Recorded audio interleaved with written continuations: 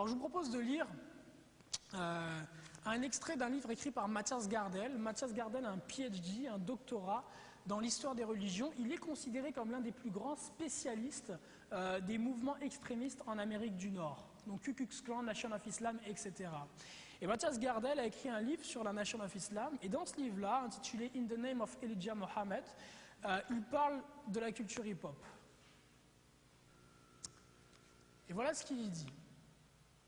Page 295 de son livre In the Name of Elijah Muhammad, Louis Farrakhan and the Nation of Islam. La grande majorité des rappeurs nord-américains les plus populaires adhèrent à la tradition du nationalisme islamisme noir. Quoique quelques-uns supportent l'imam Warituddin Muhammad, comme David Styler, ou adhèrent au 5% Nation of Islam, comme Queen Latifah, Lakim Shabazz, Poor Righteous Teachers et les Brand Nubian. Ils sont aussi influencés par l'enseignement du ministre Louis Farrakhan et la Nation of Islam, comme le sont Public Enemy, Ice Cube, Kem, Professor Griff, MC Ren, Big Daddy Kane, Paris, Mr. C, K-Solo, Skinny Boys, Defiant Giants, etc. Quelques-uns des rappeurs les plus renommés sont d'accord avec Afrika Bambaataa quand il dit dans le son Say It Loud, I'm Black, I'm Proud que Farrakhan est mon maître, mon enseignant et mon guide. Donc pour faire assez simple ici, Matthias Gardel parle des pères fondateurs de la culture hip-hop, des groupes qui ont été les piliers, les premiers de la culture hip-hop. Et ce qu'il explique, c'est que tous ces groupes-là étaient engagés en fait dans différentes voies de pensée, différents mouvements de pensée, et avaient différents gourous, parmi lesquels, citez-moi quelques-uns des gourous qui sont nommés ici. Il est question d'un qui s'appelle l'imam Warituddin Muhammad, ici. Il est question d'une secte ici qui s'appelle la 5% Nation of Islam. Ici, il est question du nationalisme islamisme noir. Et on nous parle ici aussi du ministre Louis Farrakhan. Donc tout ça, ce sont des noms... Qui a déjà entendu ces noms-là? Louis Farrakhan, déjà entendu? Ouais. Imam Warituddin Muhammad, ça dit quelque chose à quelqu'un? Ouais. Les 5% Nation of Islam? 5%ers? Non? Ok. Donc on va essayer de regarder ensemble, aujourd'hui, de quoi est-ce qu'il est question? C'est quoi tous ces mouvements politiques et sectaires? Et ça va nous permettre, dans la deuxième partie, de voir d'où vient concrètement la culture hip-hop et de voir que c'est ni plus ni moins qu'une religion, une façon de penser et d'agir qui a été créée comme la tour de garde des témoins de Jéhovah ou comme l'église de Jésus-Christ des Saints des derniers jours. Alors on commence par faire un abrégé d'Afro-American Studies. On va parler de la franc-maçonnerie afro-américaine si vous voulez bien. Donc on se situe là présentement sur notre petit organigramme. On se situe à ce niveau-là. Donc on va parler ici de la franc-maçonnerie afro-américaine qu'on appelle franc-maçonnerie de Prince Hall. Alors Prince Hall, la franc-maçonnerie afro-américaine s'appelle franc-maçonnerie de Prince Hall en l'honneur du premier grand franc-maçon afro-américain, Prince Hall, dont vous voyez ici une représentation qui est mort en 1807. Prince Hall était un nègre de la Barbade qui a été émancipé et qui s'est retrouvé après aux États-Unis d'Amérique. Il a combattu durant c'était la guerre d'indépendance, je crois, la guerre d'indépendance, parce que la guerre de sécession arrive après, durant la guerre d'indépendance, je crois. Donc il a combattu. Et après avoir, durant en fait le temps où il a servi, il a été initié dans une loge franc-maçonne. Après avoir été initié, il a demandé à pouvoir ouvrir une loge franc-maçonne pour ses autres frères afro-américains. Et donc ils ont ouvert ensemble la première loge afro-américaine. Par la suite, à la mort de Prince Hall, la première loge afro-américaine a été renommée donc franc-maçonnerie de Prince Hall. Donc le 6 mars 1775, Prince Hall et 14 autres hommes de couleur furent initiés aux 3 premiers degrés de la franc-maçonnerie au sein de la Military Lodge numéro 441. Exclus par la Grande Loge provinciale du Massachusetts, ils obtinrent une patente de la Grande Loge d'Angleterre en 1784 sous la dénomination de Loge africaine numéro 459. En 1791, les francs-maçons noirs américains se réunirent à Boston et constituèrent la Grande Loge africaine d'Amérique du Nord. Donc ici, vous avez une photographie de francs-maçons afro-américains. Ici, vous avez d'autres francs-maçons afro-américains en train de défiler. Alors voilà, d'après la Grande Loge Prince Hall du Michigan, voilà quelques-uns des noms des francs-maçons afro-américains qui ont été très connus dans le temps. Alors la plupart des noms que je vais vous donner, ce sont des hommes qui sont déjà morts, puisque de leur vivant, il y a très peu de francs-maçons connus qui reconnaissent leur appartenance à la maçonnerie. Donc la plupart des noms que vous allez voir sont des noms que vous connaissez pour certains, de francs-maçons très connus qui sont décédés. Alors Nat King Cole, qui connaît Nat King Cole? Ok, franc-maçon. W.E.B. Du Bois. Alors il y en a peut-être très peu qui connaissent W.E.B. Du Bois, mais c'est un personnage d'une importance extraordinaire au niveau de la culture afro-américaine. W.E.B. Du Bois est le premier PhD afro-américain de Harvard et il va avoir un impact énorme sur la pensée afro-américaine. Quand on parle de la pensée noire, W.E.B. Du Bois est l'un des pères fondateurs de la pensée noire en tant que tel. Okay, et c'était un franc-maçon du plus haut degré. Booker T. Washington est aussi franc-maçon du plus haut degré. Vous connaissez certainement Booker T. Washington. Je ne sais pas si, comme moi, j'ai eu la chance jusqu'à 6-7 ans de grandir dans une famille chrétienne. Après, mes parents ont abandonné, mais jusqu'à 6-7 ans, j'étais dans une famille chrétienne. Et j'avais ces livres, ces bandes dessinées là qu'on a à l'église. Je ne sais pas si vous les avez aussi. Il y en a qui sont sur les histoires de la Bible, et puis d'autres qui parlent d'autres histoires qui sont parabibliques. Et il y a l'histoire d'un, je ne sais pas si vous vous souvenez, d'un jeune homme, un petit garçon afro-américain qui a grandi aux États-Unis au 19e siècle. Et puis étant jeune, il faisait des mélanges avec des herbes et puis des choses comme ça. Je crois qu'il faisait des trucs de médecine. Et puis après, on explique qu'il a construit le premier collège, collège dédié pour les Noirs, en commençant avec une boîte d'œufs que lui avait donnée une dame et tout ça. Vous vous souvenez de cette histoire-là? Vous n'avez pas lu les mêmes livres que moi? Ouais, c'est dedans. Ça vous dit quelque chose? Ouais, ok. Bon, il est question de Booker T. Washington en fait. Booker T. Washington était franc-maçon du plus haut degré. Et ce qui est très intéressant, toujours dans la pensée thèse-antithèse, c'est que W.E.B. Du Bois et Booker T. Washington étaient des contemporains. Ils ont vécu en même temps. Ils représentaient deux mouvements de pensée totalement opposés en Amérique du Nord dans la communauté protestante afro-américaine. W.E.B. Du Bois prenait une éducation de très haut degré pour les Afro-Américains. Booker T. Washington prenait une éducation plutôt technique, donc axée plus sur l'industrie, de rester en bas de la société afro-américaine. Et les deux étaient sur le plan politique complètement opposés. Donc vous aviez des Afro-Américains qui prenaient le côté de W.E.B. Du Bois, d'autres qui prenaient le côté de Booker T. Washington et puis qui luttaient par rapport à ça. En réalité, les deux côtés perdaient leur temps. L'important, c'est pas de lutter pour ça ou ça, l'important, c'est de lutter pour la cause de Christ. Et c'est toujours dans l'idée de thèse-antithèse, de vous engager dans un combat qui est vain et qui ne sert absolument à rien, en fait. Alors, Alexandre Dumas, que vous connaissez, était franc-maçon de Prince Hall. Duke Ellington, on a aussi Alex Haley, vous connaissez Alex Haley, on va en parler plus tard. Qui a lu ici Racine Kutta-Kitte, ça vous dit quelque chose? Ok. L'auteur de Roots, Racine, Alex Haley était franc-maçon du plus haut degré. On va voir qu'il a eu une importance énorme. Il a beaucoup joué dans l'implantation de l'islam en Amérique du Nord. Benjamin Hooks, on a aussi Jesse Jackson. Jesse Jackson, le premier président, enfin le premier homme à s'être présenté pour la présidence afro-américaine pour le Parti démocrate. On a John Johnson, qui est à l'origine de Ebony et de Jet Magazine. On a aussi Absalom Jones, qui est le premier prêtre noir de l'église épiscopale qui est rempli de francs-maçons. On a Don King, vous vous souvenez de Don King qui a vu le film Mohamed Ali? Le promoteur des combats dans Mohamed Ali, c'est un gars avec une grosse afro, vous vous souvenez? Ok, Don King, franc-maçon du plus haut degré. Léon Mba, le premier président de la République du Gabon. Joseph Jenkins, le premier président de la République du Libéria. Bert Williams et beaucoup d'autres encore. Alors parmi l'un des francs-maçons de Prince Hall les plus connus est certainement Kofi Annan. Ici dans cet article de Saga Magazine écrit par William Shawcross en 2002, on apprend ceci. Annan est né au Ghana en 1938. Sa mère était de la tribu Fante sur la côte du Cap du Ghana et son père était moitié Fante, moitié Ashanti. Annan aurait pu devenir chef de l'une ou l'autre des tribus. Dans les derniers jours de l'Empire britannique, son père était en affaires, directeur d'une filiale de Lovers Brothers, désormais c'est Unilever, et un des principaux francs-maçons de son époque. Donc le père de Kofi Annan était un très grand maître maçon, et si Kofi Annan est devenu secrétaire général des Nations Unies, c'est parce que lui aussi était très grand franc-maçon, puisque l'Organisation des Nations Unies est une institution créée par la franc-maçonnerie.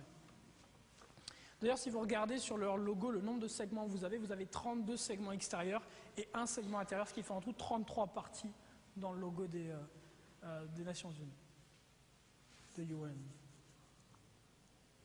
Ici, vous avez Nelson Mandela, héros de la lutte anti-apartheid, qui donne la poignée de main, la grippe des maçons, à Olivier Tambo, le leader du Parti communiste sud-africain.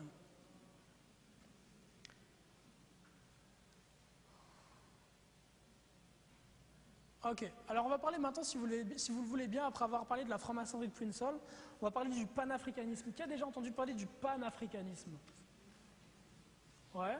Alors le panafricanisme, en fait, pour faire assez simple, c'est un mouvement de pensée. Alors pan, ça signifie tout, c'est une racine qui signifie tout. donc tout sur l'Afrique. Le panafricanisme, en fait, est un mouvement de pensée qui tend à tout centrer sur l'Afrique, à tout ramener sur l'Afrique et sur les origines africaines. Alors il y a un très bon côté là-dedans, c'est que malheureusement l'histoire, notre histoire, en tant que descendants d'esclaves et descendants d'Africains, non seulement est peu connue, mais en plus de ça a été falsifiée et transformée. Donc il y a très peu d'entre nous issus des communautés afro-caribéennes qui connaissons concrètement nos origines et ce qu'ont fait nos ancêtres. Pour faire assez simple, jusqu'à l'âge de 17-18 ans, je pensais que mes ancêtres en Afrique vivaient dans les arbres. Concrètement, c'était l'imaginaire que j'avais. Okay, jusqu'à l'âge de 17-18 ans. C'est ce que j'imaginais, que mes ancêtres, avant d'être transportés dans la Caraïbe, étaient ni plus ni moins un peu comme des singes, si vous voulez. En réalité, c'est bien différent de ça. Pour ceux qui étudient, qui ont eu la chance de lire des auteurs comme Cheikh Anta Diop, Nation de l'agriculture, ou d'autres encore, vous apprendrez, lorsque vous lirez ces livres-là, que les fondateurs, ceux qui ont construit les pyramides d'Égypte, ceux qui ont apporté le savoir aux Grecs et aux Latins, étaient des Africains noirs, plus noirs que ma cousine.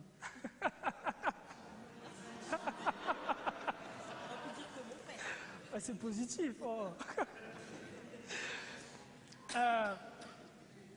Donc, pour montrer que nos ancêtres africains n'étaient pas des êtres dénués de savoir, lorsque vous allez sur les bancs de l'école, ce qu'on vous apprend, c'est que la civilisation est née en Grèce, quelque part en Grèce, et on parle, vous avez peut-être déjà entendu l'expression, on parle du miracle grec. Que d'un seul coup, comme ça, en Grèce, quelques siècles avant Jésus-Christ, la civilisation contemporaine aurait pris naissance. C'est totalement faux. En étudiant l'histoire, vous allez vous rendre compte que la grande majorité des grands penseurs grecs et latins sont partis en Égypte, dans les monastères égyptiens, et c'est là-bas qu'ils ont appris les sciences des mathématiques, de la philosophie et de bien d'autres éléments encore. Pensez à Pythagore, pensez à Archimède, pensez à tous les grands noms qui sont cités de la Grèce antique ou les latins. C'est en Égypte qu'ils ont pris les fondements de leur connaissance. Et ce sont des hommes noirs, des hommes égyptiens qui les ont enseignés. Les pharaons étaient des noirs. Quand on voyait à la télévision des pharaons blancs, là, c'est totalement faux. Là. Les pharaons étaient noirs complètement. Hérodote, qui est considéré comme le père de l'histoire, et qui voyage dans cette région-là au VIe siècle avant Jésus-Christ, rapporte que les Égyptiens sont des hommes noirs aux cheveux crépus.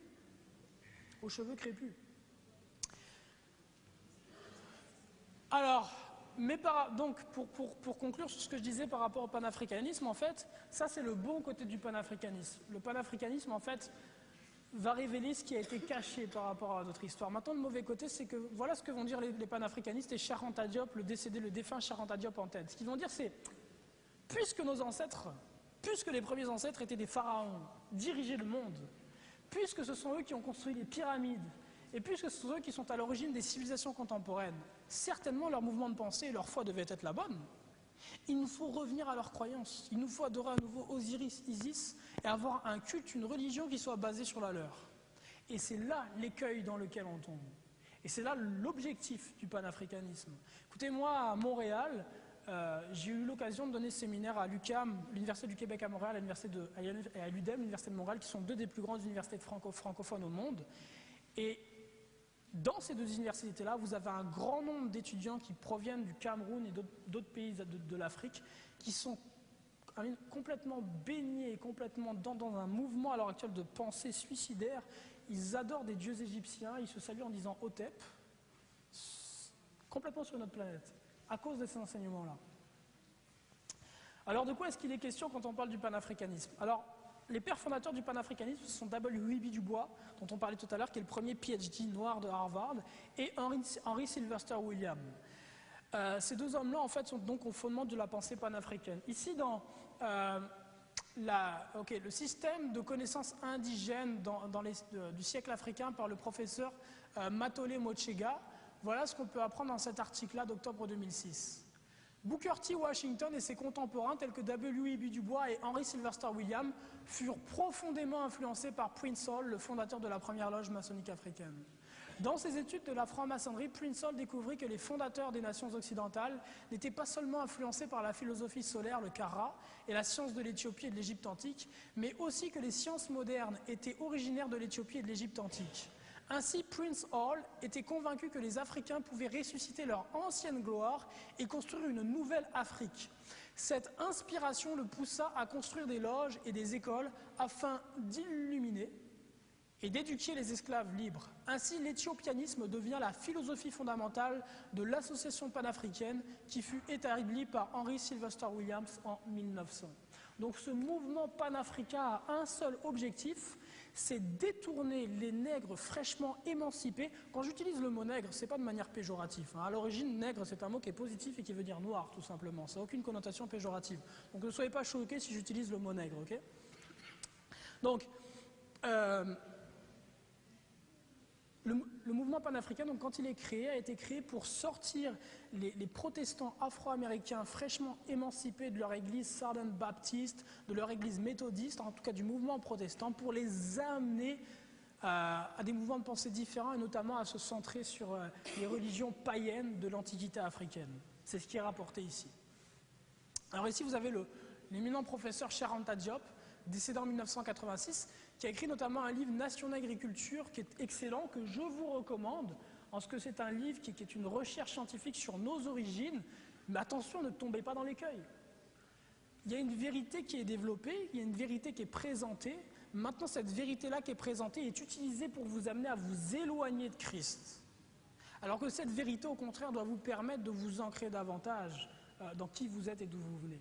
Donc, il faut faire attention, et c'est exactement ce que Cheikh Anta Diop essayait de faire, d'éloigner les gens du christianisme et puis aussi de la religion qui est prééminente dans son pays, le Sénégal, à savoir l'islam. Cheikh Anta Diop dit ceci dans Alerte sous les tropiques aux éditions Présence africaine en page 122. Il est raisonnable de penser qu'un gouvernement fédéral africain donnera des armes égales aux tenants de la religion ancestrale, en provoquant un conseil œcuménique et ses prêtres pour permettre la création d'une hiérarchie, d'une liturgie mieux adaptée, la formation et l'éducation d'une caste de prêtres à l'échelle du continent, l'approfondissement et la normalisation du dogme sur la base du monothéisme ancestral. Ce faisant, le gouvernement fédéral futur protégera le continent de toute nouvelle pénétration insidieuse de l'étranger et mettra les Africains à l'abri de toute aliénation culturelle. Ici, le porteur de ce mouvement de pensée-là, vous connaissez Kémy Séba? Ouais, qu'est-ce qui a déjà entendu parler de Kémy Séba, les gens? Ok, Kémy Séba, c'est ici l'ambassadeur de ce mouvement de pensée en France, si vous voulez. Okay. Alors, juste pour vous mettre en garde, ici j'ai écrit Zeitgeist. Qui a déjà vu le film Zeitgeist? Personne? Ok. Zeitgeist, en fait, c'est un film qui est très connu, qui passe sur Internet et qui parle à peu près des mêmes sujets dont je vous entretiens aujourd'hui, à savoir le nouvel ordre mondial. Et dans le film Zeitgeist, il est question de plein de vérités qui sont présentées. Dans Zeitgeist, on vous présente comment le système financier américain est totalement dirigé par les Illuminati. On vous parle encore d'autres éléments. Et quelle est la finalité de Zeitgeist? Zeitgeist, au final, essaie de vous amener à comprendre que le christianisme est une création de ces mêmes entités qui dirigent le monde présentement, et que le christianisme est une fausse religion. Et l'argument qui est utilisé dans Zeitgeist, en fait, ce qu'ils font, c'est qu'ils vont chercher les divinités égyptiennes, grecques ou latines qui ont existé avant Jésus-Christ, donc Horus, Osiris, Attis et d'autres dieux de l'Antiquité, et ils vont chercher les caractéristiques de ces dieux-là. Et quand vous regardez aux caractéristiques de ces dieux-là, c'est la vérité, vous allez constater qu'ils ont des traits de caractère qui sont identiques à ceux de Christ. Vous en allez avoir comme Horus, par exemple, qui ont 12 disciples. Vous allez avoir des dieux comme Osiris, par exemple, qui sont nés le 25 décembre. Même si on sait que Christ n'est pas né un 25 décembre, la grande majorité des chrétiens pensent qu'il est né un 25 décembre. Osiris était né un 25 décembre. Osiris est mort, puis ressuscité. Et si vous allez chez ces divinités-là, vous retrouvez un grand nombre de traits de caractère qui sont identiques à Christ. Et donc, quelle va être la finalité, en fait, de leur enseignement? C'est que, étant donné qu'avant Jésus-Christ, on avait ces dieux-là, qui avaient déjà ces traits de caractère, ils vont dire que Christ n'est ni plus ni moins qu'une adaptation contemporaine des dieux païens de l'Antiquité. Et c'est un écueil dans lequel il est facile de tomber, dans lequel je suis tombé personnellement. La première fois que Dieu a essayé de me ramener à lui, j'avais 18 ans. J'étais parti vivre pendant 1 an en Guadeloupe.